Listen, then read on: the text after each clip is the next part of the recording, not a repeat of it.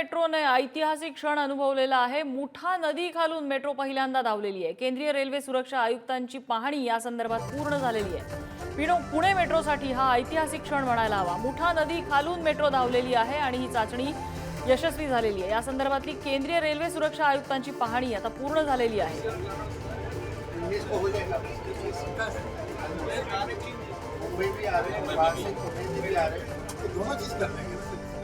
पुणे मेट्रोचा काही भाग हा भुयारी आहे, जमिनी खालून आहे आणि तोच भाग हा मुठा नदी खालून हा जो बोगदा तयार करण्यात आलेला आहे त्या बोगद्यामध्ये ही मेट्रो पहिल्यांदा धावलेली आहे। ऐतिहासिक क्षण पुणे मेट्रोसाठीचा।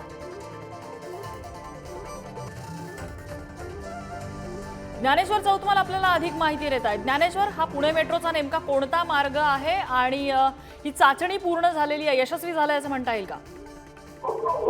बरोबर आहे, आपल्याला कल्पना आहे की भूमिगत मेट्रो पुण्यात धावणार होती आणि त्याची जी पहिली चाचणी आहे ती पूर्ण झालेली आहे। आता पुणे मेट्रोच्या भूमिगत मार्गाचं काम करण्यासाठी मुळा आणि मुठा आणि पवना अशा या 3 टनेल बोरिंग ज्या आहेत त्या डीएमपी मशीनचा वापर करून बनवण्यात आलेल्या होत्या आणि त्यातला जो पहिला टप्पा आहे मुठा नदीच्या खालचा तो भुयार खणून पूर्ण झालेला आहे आणि त्याच्यासाठी आजची चाचणी करण्यात आली आहे। या संपूर्ण चाचणीत सिव्हिल कोर्ट ते स्वारगेट या मार्गिकेचं जे काम आहे ते पूर्णत्वाकडे जातानाचं चित्र पाहायला मिळतंय। आज जी चाचणी आपल्याला पाहायला मिळाली ती सिव्हिल कोर्ट म्हणजे शिवाजीनगरचा जो परिसर आहे तिथपासून स्वारगेट जो भूमिगत सगळा मेट्रोचा मार्ग असणार आहे या मार्गावर ही जी आजची चाचणी आहे ती पूर्ण झाल्याचं पाहायला मिळतं।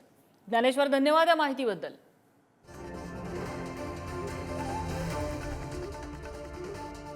Thank you.